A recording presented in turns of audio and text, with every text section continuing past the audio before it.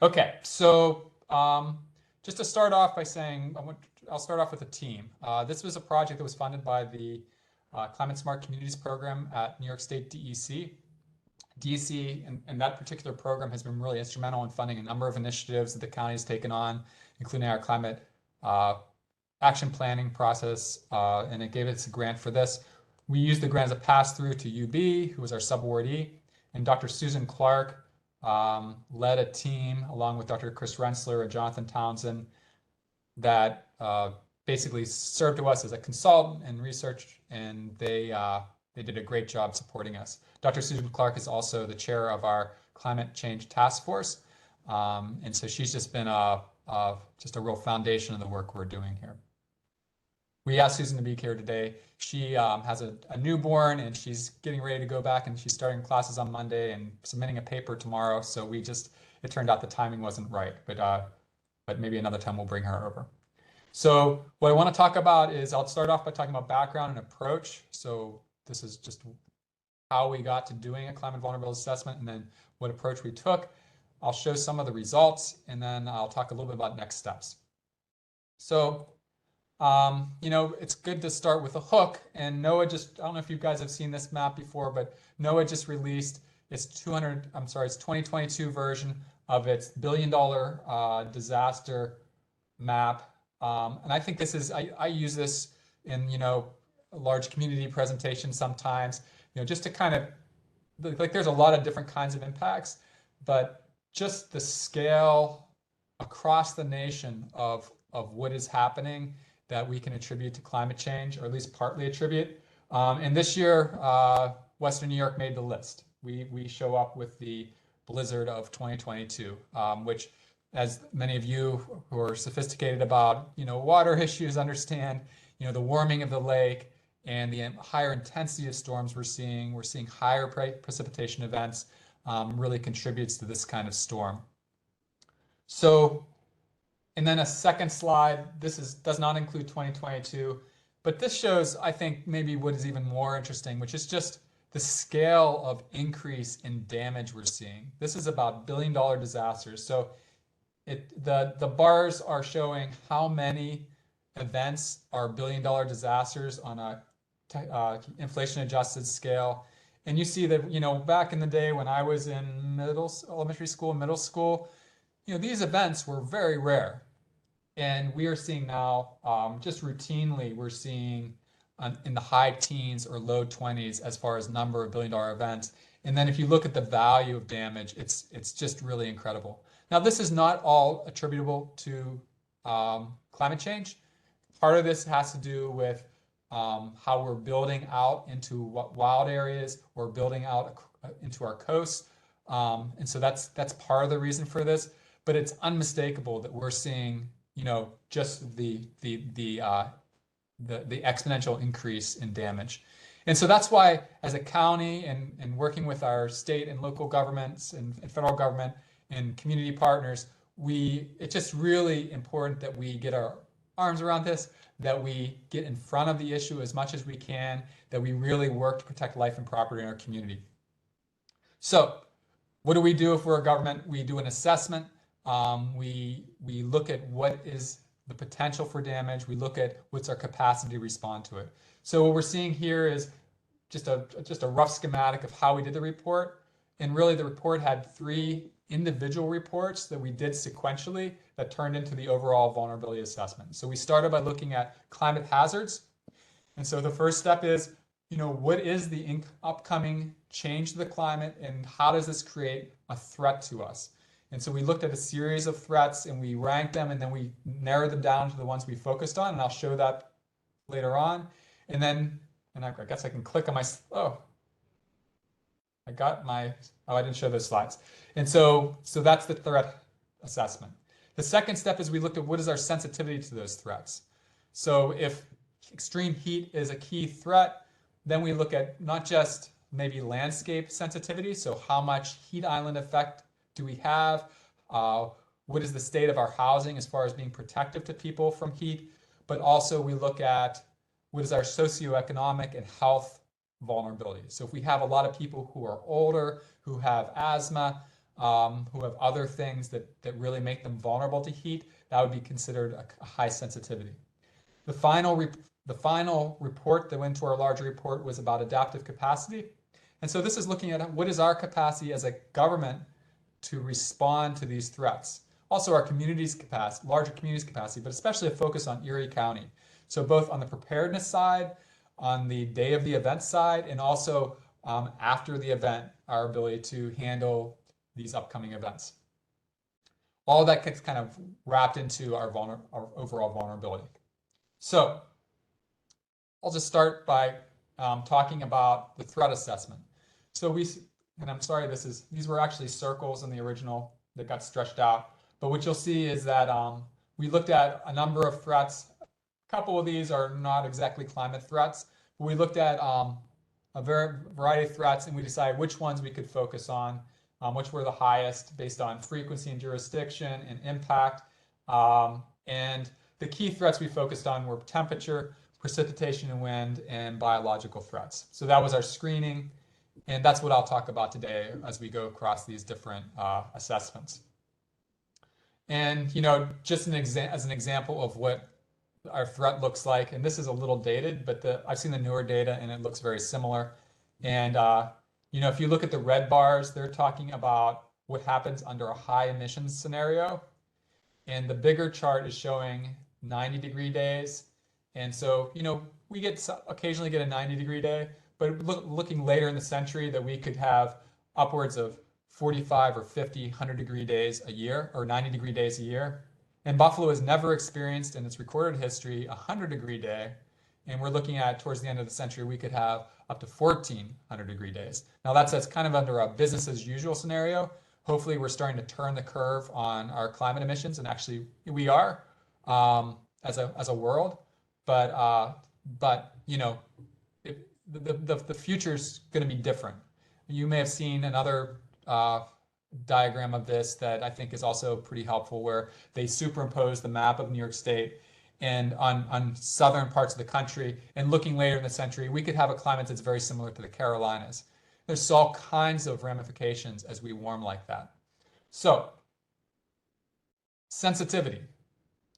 So looking at sensitivity, I'll start with the third of the three types of threats. I'll start with biological. And we really looked at three different aspects of biological threats. We looked at vector-borne disease. We looked at harmful algal blooms, and vector-borne disease and harmful, and there's a third one that's slipping my mind. I apologize. It's been a little while since I gave this presentation. But so what you see with vector-borne disease is that there's actually New York State DECs on this call. They have a great tool for doing mapping across different threat types, different species. And this is deer tick, which is currently present in our area. And what you see is that as we move into a warmer climate, purple being highly suitable and yellow being low suitability, the area becomes more suitable for a while to deer ticks, which is a vector for Lyme disease. And then as we move into later in the century, as it gets too warm for that tick, it becomes less habitable for them. And we did this across a number of 14 different species. And what you find also is that some species that are not present here, right? Asian longhorn deer tick. So this is a tick that carries, is a vector for bovine diseases, so veterinary diseases. And what you see is that as we move later in the century, we become much more suitable for this disease. So this is an up and coming threat. So, and so that was the kind of stuff we looked at, and there's a lot more depth to it that I'm not going to be able to go into today, but I can take your questions. And then on sensitivity to flooding, we looked at flooding in two different ways. We look at sensitivity to local flooding. And so this was based on work that was done by Dr. Rensselaer and Jonathan Townsend, his graduate student, where they looked at permeability of soils, and also at and combined that also with looking at the flood maps that we have, right? And so looking at those two in combination, and they did actually kind of an interesting analysis of soil permeability, and what they wind up with is this map. And again, purple is far above average on this map. So the dark areas have a lot of impermeable soils. Now, unsurprisingly, areas that are mostly concrete, like the city, show up as highly permeable, but then yellow is far below average. And the hash marks on this map are the MS4 areas. So those are areas where we have good, or at least we've built infrastructure to deal with stormwater. So those are areas maybe have a different kind of concern, and we weren't able to, with this project, to really dig into the hydrology or the history of flooding of those areas that have stormwater infrastructure. But so that creates another layer of complication that needs further analysis. And then another way they looked at flooding was looking at sensitivity to downstream flooding, and so they used a model that looked at sloping and areas that were conducive to downstream flooding, also looking at the flood maps. And here, much different result, but you see some areas in Lancaster and then in the very northern part of the county that show far greater than average susceptibility to downstream flooding as we move into more extreme precipitation weather. I know this is a special area of interest to this committee. So any questions while I'm on these couple of slides? So I'll just jump into the next one. Yeah. Oh, hey, Josh, this is Jason. For these maps, are these available on the county website? Yeah, and there's more maps than I'm showing. And so if you go to erie.gov/sustainability, the first two reports are there in draft form. So this map would be in the sensitivity report. And I apologize, it's left definitely set up as a draft with numbered lines and everything. But please take a look at it. And we're getting ready to release the final draft, which, by the way, we're going to update some of the map colors and do some other things. But if you have any comments, please let us know. So erie.gov/sustainability, and I'll have that link on my final page. Great, thank you very much. Yep. Okay, so and then sensitivity to heat, and this is actually a concern that we have started thinking about a lot. And when we look at sensitivity to heat, and this includes socioeconomic sensitivity on this map, in addition to landscape sensitivity, we really have some areas that especially as we move into this future warmer weather are quite sensitive. And part of our sensitivity, it's not intuitive to think of Erie County Buffalo being sensitive to heat, right? But I went and we have a kind of a sister community relationship with Tempe, Arizona, and I went down there a few years ago to participate. It was part of a grant application we were working on with them in some workshops around their work on heat. And it was really interesting to discuss this topic. And Zoe Hempstead, who was a researcher at UB, was really leading it. And she gave a presentation where she had a slide that really talked about how cooler areas in a lot of ways are more sensitive to heat just because they don't have the behaviors and the infrastructure to handle heat. We're much more likely to have high mortality impacts from a heat wave. For example, you saw this with Seattle, an area that's typically mild weather, but a couple summers ago they had a heat wave that was really devastating for them.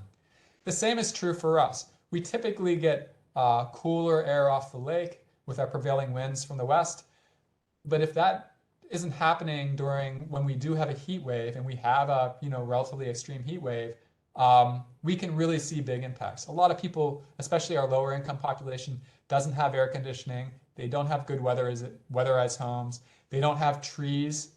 Our low income population especially doesn't have trees and green infrastructure around them that creates cooling, and mobility issues, ability to get to parks to cool off. A whole slew of things make us sensitive. I'm going to talk more about heat as we go on. So then we talked about adaptive capacity. So with adaptive capacity, we look at 4 characteristics, which are mitigation, preparation, response, and recovery. Especially the third 3 are really things that we think about from an emergency services perspective as we prepare for these things. And so when we were meeting, we had a series of meetings with our different departments that have different aspects of sensitivity that they address. This is for temperature, but just shows the meetings we had and some of the issues that were identified and the adaptive capacities we looked at, right? And so I'm not going to go through all these, but let's just talk about heat as an example. You know, when we think of what it would be our capacity to respond to heat, we would think of things like, okay, if we see that weather is going to be hot, how do we decide that it's a weather emergency, so we communicate out about a weather emergency? And what is our communication infrastructure for communicating that out? And then do we have cooling centers? And do we have ways on the preparation side, have we set up our cooling centers so they're resilient? So just as some examples of, you know, kind of our dirty laundry of how there are real gaps in our capacity, we have identified cooling centers. We've identified our libraries of cooling centers, but we really don't have agreements with the libraries about how this works. And the libraries don't have staffing plans that would allow us to keep them open after hours, even though we know overnight heat can be a big problem, especially in concrete and you know, heat island kinds of places. So people need to cool off at night and they just can't. And then also, you know, it turns out that our libraries, at least most of them, don't have backup power supplies that would be able to power them during a power outage. And we saw this with the cold event we had with the blizzard, where we had a couple cooling, heating centers in that case, where when we lost power, we had to move people out of them. And, you know, as cold as the storm was, and I lost power during the storm for about 80 hours. I live in Allentown in the city. You know, that was a tough time, but it wasn't really the most bitter cold we could have. You know, it was windy, but it wasn't negative temperatures, negative Fahrenheit temperatures. It could have been a lot worse, right? And with heat, it's the same way. If we had those kind of impacts, and you know, our grid is really susceptible to heat. We can lose our utility grid, our electricity during heat events in a much broader way maybe than during cooler or cold events. And so this is something that's a real concern. So that's just a couple examples. And you know, just not to leave that just hanging as something that is an unaddressed issue. On our next steps, we're finalizing this climate vulnerability assessment. We're also working on a community climate action plan that's a broader plan that this fits into. And so that community climate action plan, and I think at least a couple people who are on this call are on our work groups for that plan. And we have 10 work groups working on different issues of climate action, which includes with resilience and mitigation. We're feeding the CVA result into that, and there are action items to address it. And one of the action items is to do a heat emergency plan. We're kind of a little bit ahead of the curve on that one, in that we've gotten funding for it. And again, with Dr. Susan Clark's group, we're going to be starting later this year a heat emergency plan. And just so you know what that means, you know, it's going to be about better defining our vulnerability and doing the mapping we need to really understand where the vulnerability is, but also having those in-depth hard conversations with the key departments like senior services and emergency services, and our public works department, and our sheriff's department and our health department, actually, who's our partner on this, around what do we need to do to change? How do we get in front of heat? How do we make sure we're protecting people, especially, you know, the county more than it is just generally, you know, if you think of what we do as a county of supporting people generally, we really have the most important lead role on protecting vulnerable people. If you look at what, you know, the staff does at the county, the great majority of staff are working on programs to support and protect seniors and low-income people and people who have health issues. And so it's really incumbent on us to think about things like heat or flooding and how they impact these populations that are already especially vulnerable. And of course, looking at, you know, thresholds and how we're going to do notifications is just part of that. So, you know, that's my kind of short presentation on this. And I'm happy to take questions, but I just, you know, what you all do on water is really important on this. You know, thinking about green infrastructure and how we deal with stormwater is, you know, kind of a bread and butter issue when it comes to climate resilience. So I want to thank this committee for working on those issues. Also, how we maintain water quality as our environment changes. You know, those floods affect wells. Our harmful algal blooms are impacting our lake. You know, there's a lot going on. So thank you, and yeah, let me know if you have any questions.